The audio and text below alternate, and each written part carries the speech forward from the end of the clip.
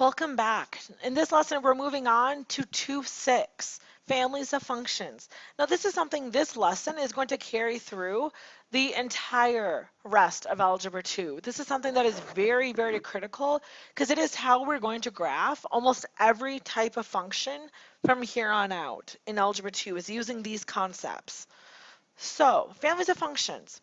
A set of functions in which each function is a transformation of a special function called the parent, the simplest function in the set. So linear functions form a family of functions with the parent being y equals x. All linear functions are transformations of the parent function. So again, the idea being that we can graph simply based on these transformations of the most basic form of each function, that parent function. In these next two lessons, we're going to cover vertical translations, horizontal translations, reflections, and then vertical stretches / compressions. Today we're going to deal mainly with translations and reflections.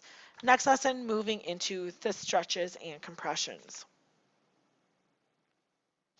So for translations, it moves the graph of the parent function vertically, horizontally, or sometimes both.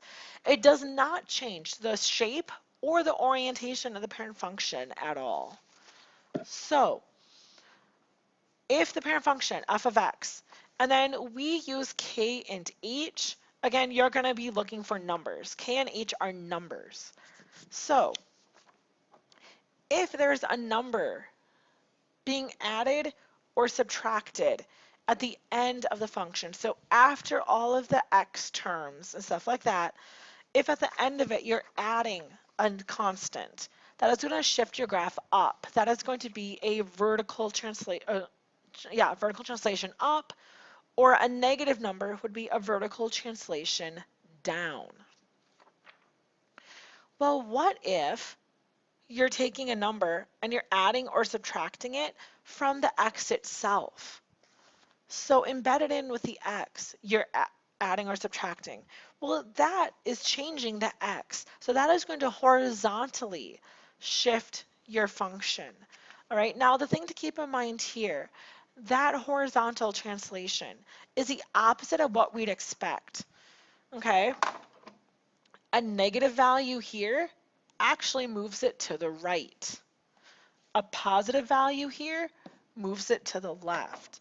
So again, these horizontal translations, moving left or right, are a little bit opposite of what we would normally expect. So that's the main thing that you're going to have to remember for these. Vertical is really easy. I've never had students have an issue with the vertical translation.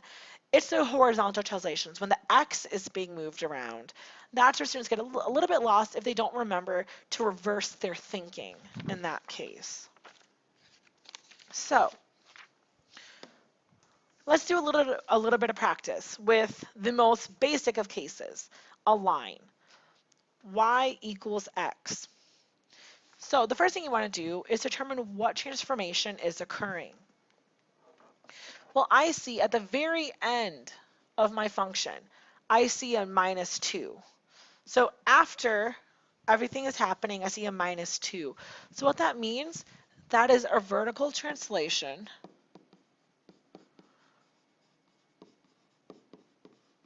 to down. All right, so we're taking our parent function and we're vertically translating it to down. So that's the first step, is just identifying what's happening. The next step, we're going to graph the parent function to see what's happening. Well, the parent function is again just y equals x.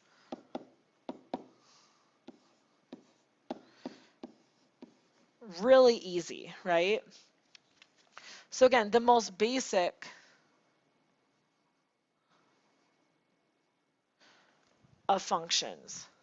So here is what our parent function looks like. Sorry for my not exactly straight line. But that is our parent function. Now we've already identified the transformation that's happening. It's being vertically translated to down. So what I'm going to do is take each of those points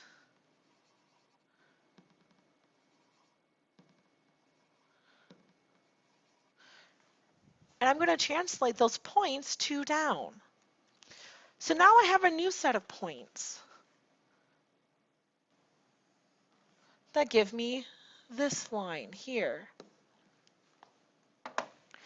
And so that's the idea, is that if you identify that transformation, you can just take a couple of those points, shift them over. Now you have the graph that you're looking for.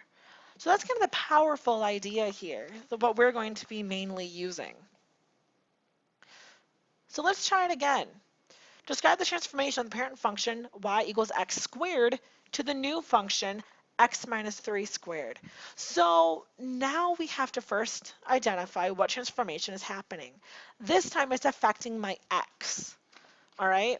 So my x is being shifted, and when your x is being shifted, that is going to be a horizontal translation. So there's a horizontal translation. Now remember, reverse your thinking, all right? For a negative 3 there, that is actually going to be to the right. You have to reverse what your natural instinct wants to tell you. A negative number there is going to be shifting it to the right. So we're going to plot the original function. So y equals x squared. I think the easiest place to start is with 0. So 0 squared is 0, 1 squared is 1, 2 squared is 4, negative 1 squared. So negative 1 times negative 1 is 1. Negative 2 squared, negative 2 times negative 2 is 4. And again, you've seen this back in Expo, so the general shape of a quadratic, I'm not picturing you guys having trouble with. So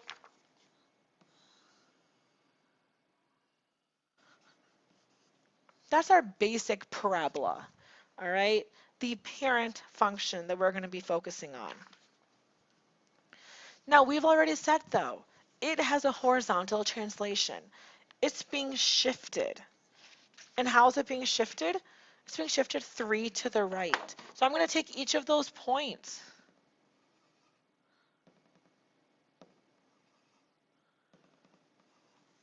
And I'm shifting everything over 3 to the right.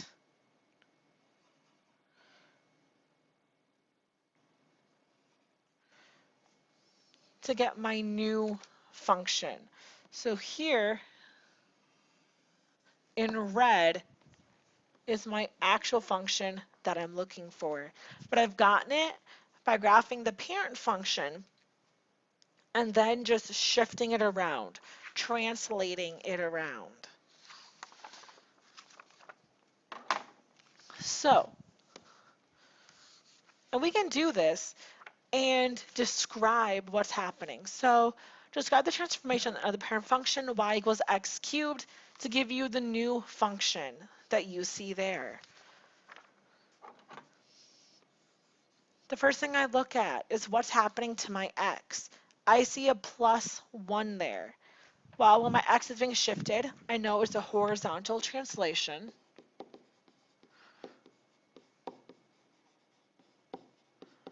And remember, you have to reverse your thinking when you're dealing with the x. So this is going to be to the left 1.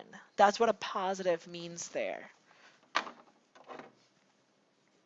Then that minus 5 at the end is a vertical translation. And here, what you think is how it works. A negative there just means you're going down 5. And then we can also do the reverse. If they give us what the translations are, we can go back and we can construct the equation. So here, our parent function is the absolute value of x. And we want to shift it 3 units to the left and 2 units up. That 3 units left, that's going to be affecting the x. That is our horizontal translation. And again, the thing to remember about the horizontal translations is with the x, and it's the opposite of what you'd expect. So it's with the x, but left means positive. And then 2 units up. That works exactly how you'd think. At the end of your function, you're just going to put a plus 2. And that's how you can go back and you can write these equations, these functions.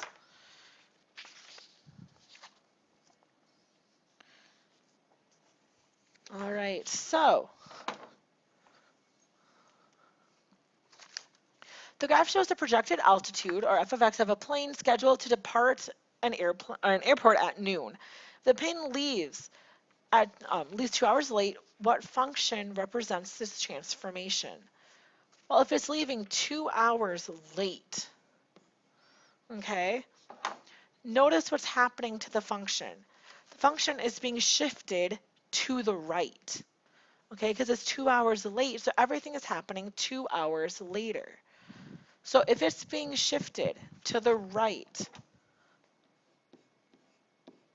by 2 hours, remember, that's affecting the x.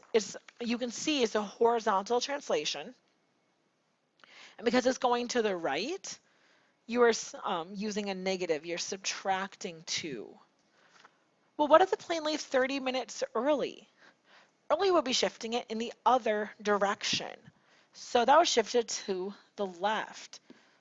So the left means plus. 30 minutes would be half an hour. Okay, so just to show you kind of a real world example of how this can work.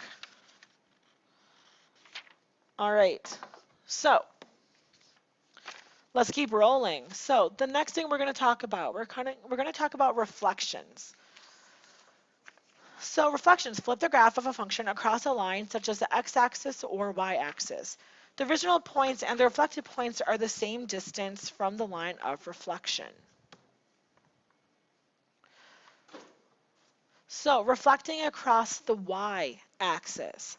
So going across the y-axis, the x values are going to change sign while the y values stay the same.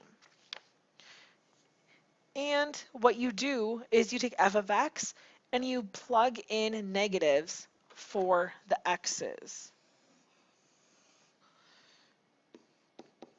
So you plug in negative x's for x. That's kind of the key here. For y-axis reflections, you're plugging in negative x's only for the x's. For x-axis reflections, so in this reflection, the x values stay the same, but it is the y values that change. So this time,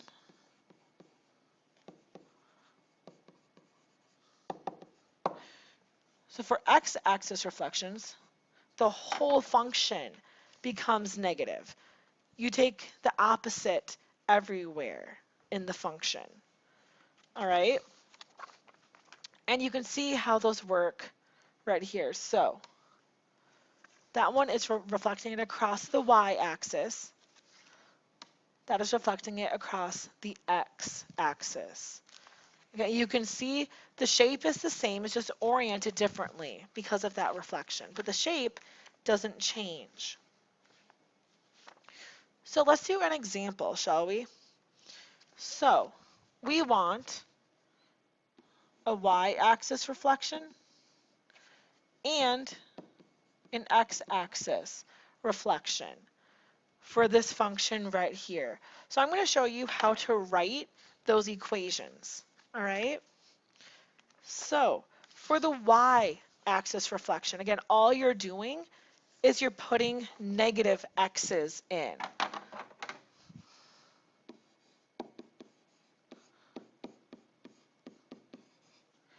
So you'd get negative 3x plus 3. For y-axis reflections, you just put negatives in for the x, and that switches the x's, but nothing else. For the x-axis reflection, you take the negative of everything. All right, so you end up distributing that negative to get a negative 3x minus 3 for your x-axis reflection. Okay, and again, you are going to have to know that difference. For y's, you only put negative x's in. For x-axis reflection, you take the negative of everything. You take the negative of the entire function. All right, so here we have the original. We had our y-axis reflection and our x-axis reflection. So let's take a quick look to see what this does to our functions. So our basic one, we start up at 3, then we have a slope of 3. Oh, I'm sorry, that point's wrong. Should be down here. So here's the original function. The y-axis reflection kept that same y-intercept, but it flipped its slope.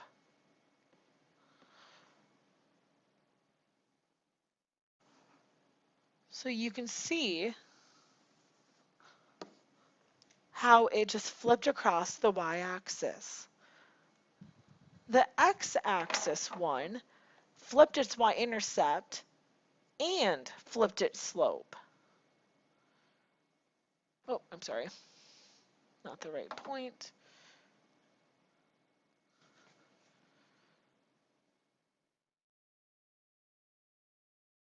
So you plot the x-axis one, and it reversed like that. So again, it's just kind of fun to see how it plays out graphically. But the main piece I need you to know is how to orient it with the equation. Y-axis reflections, just put negatives in for x's. X-axis reflection, and make the whole thing negative. Now, when we're putting this together with what we've been doing, the way that presents itself is with a negative out front. Okay, if you get a function with that negative sitting there out front, that is going to be the transformation of an x-axis reflection.